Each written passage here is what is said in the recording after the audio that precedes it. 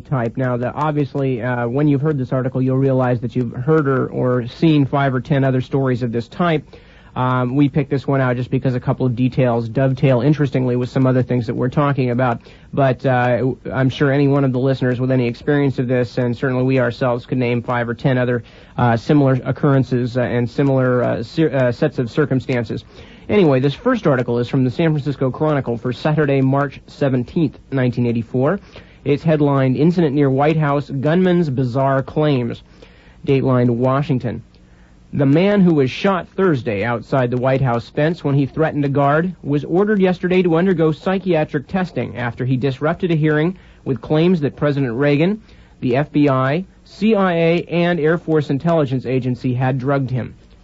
During his 35-minute appearance before a U.S. magistrate, David A. Mahansky, age 25, disrupted his arraignment 3 times. Quote, the President of the United States and certain elements of the society fill me with drugs and ruin my life like the communists would, said Mahansky, who was dressed in a blue hospital jumpsuit, his right arm in a sling.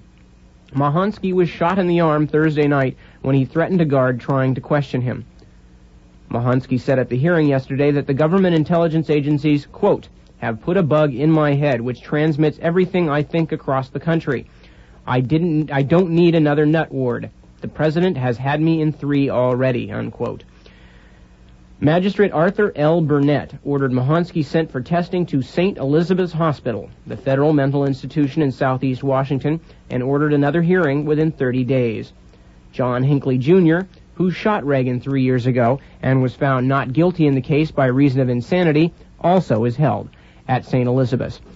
Okay, now, as mentioned, we've had several other articles of this type. We've read several others on our other shows here. As we will see, one of the things that's interesting about this is how some of the details of this supposedly mentally disturbed young man's story dovetail with some other things that we've seen quite a bit of, and we're going to start to find out about some of those things right now.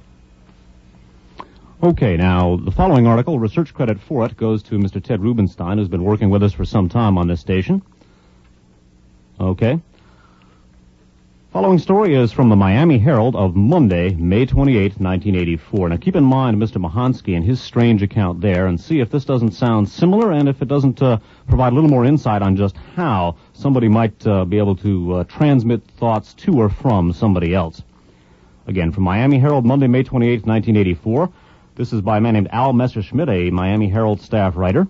It's headlined, Drug Pilot Says He's Caught in a CIA Plot. Subtitle, Implants Called Part of Plan to Control World.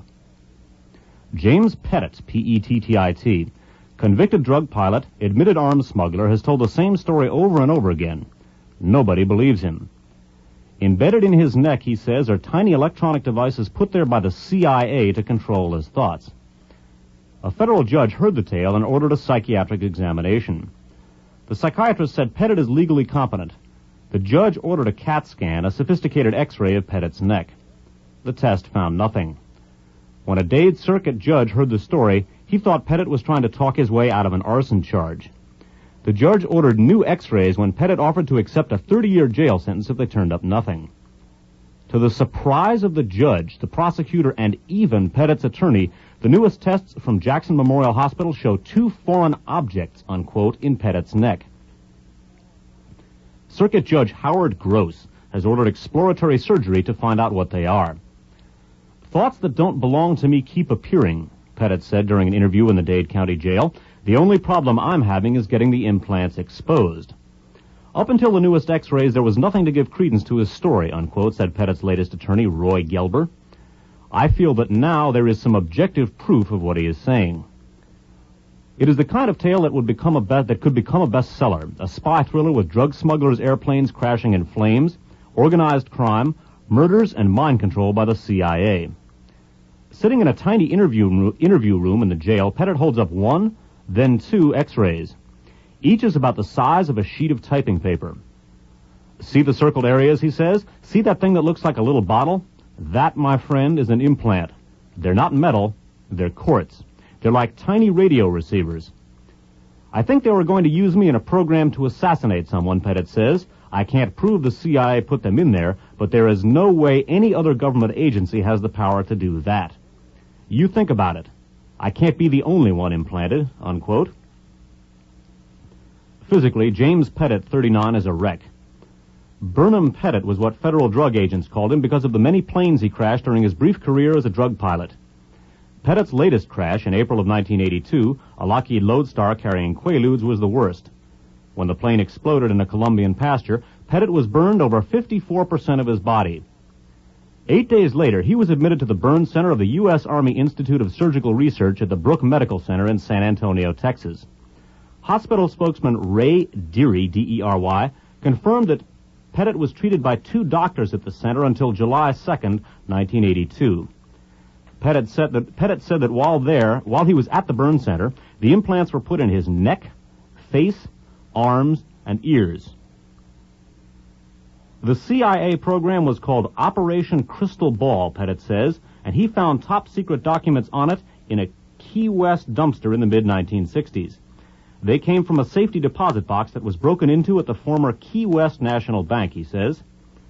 The documents described a CIA plan to take over the world's judicial and political systems through mind control by the year 2000, Pettit says. The crystal ball routine I'll never be able to prove, he says, but his discovery of the documents is one reason the CIA focused on him, Pettit says. The other reason was his search to find out why his older brother, Herschel Neil Pettit, died in the Gulf of Mexico in 1978. Pettit says his brother was a straight arrow, unquote, and he couldn't believe reports that the elder Pettit had committed suicide aboard a boat loaded with pot. I think he was working for the CIA or the DEA, Drug Enforcement Administration, Pettit says. I went to New Orleans. I talked to an organized crime family. I gave them a list of names. CIA, CIA, CIA. Don't fool with it, they told me. I put it all together in my head. Smuggling, CIA connected. James Pettit is obsessed by thoughts that the CIA can control him. In a deposition, Pettit asked his ex-attorney in federal court, Cathy Hamilton, if she was working for the agency. No, she said, but the CIA once offered her a job as she was graduating from college. Pettit says Hamilton's fidgeting with her hair and with cigarettes were triggering mechanisms, unquote, to control his mind. In motions filed in court, Pettit says his former attorney, Assistant Public Defender James Webb, once showed up in court wearing a Duke University ring. The year on the ring wasn't the year of Webb's graduation, a tip-off that Webb was working for the CIA, says Pettit. I accused him of it. Webb says there's no truth to the accusation. The federal jury that convicted him of drug smuggling in 1983 was controlled by the CIA, says Pettit. Defense attorney Hamilton is convinced that Pettit is linked to the agency. I'll tell you this, she says, Jim Pettit has worked for the CIA. That has been confirmed. Pettit has told me he worked for the CIA. In addition, Charles Marty has told me he worked for the CIA, that he has had Pettit checked out, that it was confirmed. Marty, a co-defendant in the federal drug case, was to have been a co-pilot on a drug flight with Pettit. In the middle of that trial, Marty's defense attorney, Alexander Martoni, asked for a hearing out of the presence of the jurors because he had learned that Marty had met secretly with the DEA and the CIA. The CIA tried to get the charges dismissed because of the CIA connection with my client, Martoni told U.S. District Judge Jose Gonzalez. There are letters in their files. I have direct confirmation that Jim Pettit has flown for the CIA, said Martoni. Jim Pettit needs some definite help. The government owes him that. He's been impaired as a result of those flights. The U.S. government has never taken responsibility for what happened to Jim Pettit. Before Pettit's federal trial, defense attorney Hamilton asked Gonzalez to order a psychiatric test and a CAT scan of Pettit's head. Dr. Charles Mutter, M-U-T-T-E-R, or Mutter, reported that Pettit was competent to stand trial and added, quote, "It is my opinion that this individual is attempting to contrive a story to evade further legal proceedings. Although his alleged belief would represent a psychotic delusion, there is nothing else in the mental status exam that is consistent with mental illness," unquote. The CAT scan at Jackson Memorial found nothing. Pettit didn't testify. He refused to cooperate with Hamilton. The attorney said nothing about the CIA or implants. The jury convicted Pettit. Gonzalez ordered a 15-year prison term. A 15-year prison sentence, one of the stiffest in the Operation Screamer cases. Pettit's extensive criminal record, he has served several prison terms, prompted the judge to order the tough sentence, Hamilton says. Now Pettit awaits trial in circuit court, accused of setting fire to his girlfriend's house after barricading himself inside when DEA agent Beasley tried to arrest him. The case was scheduled for trial before Judge Gross last week. The day the trial was to begin, hospital officials, responding to a court order, brought copies of the federally ordered x-rays to court. Pettit, defense attorney Gelber, and prosecutor Phil Maniatti, M-A-N-I-A-T-T-Y, huddled in the jury room with Dr. Robert M. Quenser of Jackson's radiology department to examine the x-rays. The x-rays showed the top of Pettit's head, but didn't show the neck area behind his ear. Pettit, who was representing himself with Gelber as co-counsel, offered to plead no contest to the arson charge. That arson charge, by the way, interrupting here, was that he was basically charged with having set fire to his girlfriend's house. Pettit, who was representing himself with Gelber as co-counsel, offered to plead no contest to the arson charge and accept a 30-year sentence if another set of x-rays showed nothing. Judge Gross sent Pettit back to the hospital. When Dr. Quenser returned with the newest tests, he told the judge that something unexplainable is in Pettit's neck. I thought he was just fabricating a story to beat the charges, said Gross. The x-rays give me something to think about. Until the radiologist came in, I thought it was nonsense, said Maniatti. I don't know what those two things are. The radiologist said it could be metal from an accident, but it's certainly worth checking into. But it has nothing to do with this case. Tuesday, Gross ordered the hospital staff to perform an operation to determine what is in Pettit's neck. Well, there's several things that we should take note of in connection with that story. First of all, the fact that Pettit's attorney Hamilton has definitely established that he worked for the CIA is worth taking note of, and as well that his partner, a fellow by the name of Marty, Charles Marty, also worked for the CIA. Now, we've talked at great length on this station, on this and other broadcasts, about the involvement of the CIA and other federal agencies with narcotics trafficking. And Pettit apparently, at least according to his own account, was involved with that traffic, as was his brother. Worth noting that Pettit claims to have found documents about something called Operation Crystal Ball, which he says was a CIA program to control the entire world's political and judicial systems by the year 2000. Now, we have never seen anything about Operation Crystal Ball. We are going to talk about some other CIA mind control programs in this program. Take note also of the fact that the x-rays did establish that there were implants or something in Pettit's neck. And also remember the fact that Pettit suspected that these implants were basically stuck in there in order to get him to commit an assassination, because the use of mind control in order to get people to commit assassinations is something that we're going to talk about at great length on this broadcast. And the article I just read you is not the end of the Pettit story.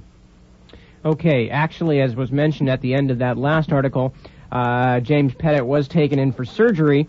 There was a period, some time elapsed between the initial Pettit story and the surgery coming up. And of course, when we read the original story, a lot of the listeners here on KFJC were rather interested to find out what would happen, since these things so seldom are actually brought to any kind of confrontation. Anyway, here's the follow-up story. All right, this is also from the Miami Herald for June 9th, 1984. Credit for this also to Ted Rubenstein. Headline is X-rays surgery failed to find bug in man. Now, listen to the story, though, and it sounds a little bit different than the headline would suggest. It's by Bill Looning, who's a Herald staff writer. The first CIA operation in Jackson Memorial Hospital history ended in disappointment Friday for James Pettit.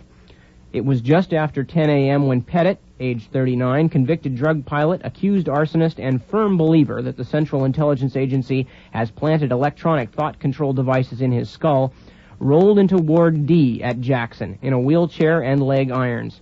He was clutching a court order for the surgery that would prove his claim, ease his mind, and maybe cut his prison time. Quote, "I'm not going to let them put me to sleep," he said warily. "Jackson's a damn government hospital." He needn't have worried. After reviewing new x-rays taken Friday, the Jackson physicians scheduled to do exploratory surgery and find out just what was in Pettit's head refused to operate above the neck. Quote, "I'm not touching that head," said Jackson professor of surgery Gerardo Gomez. Skipping on down, it explains that they did take some scar tissue out of his back. Quote, I want those things that look like bottles taken out of my head. Any refusal by Jackson Memorial Hospital to follow this court order constitutes, in my opinion, collusion with the CIA, said Pettit, holding the folded order from Circuit Judge Howard Gross as senior surgical resident Michael Kotler sewed up his back.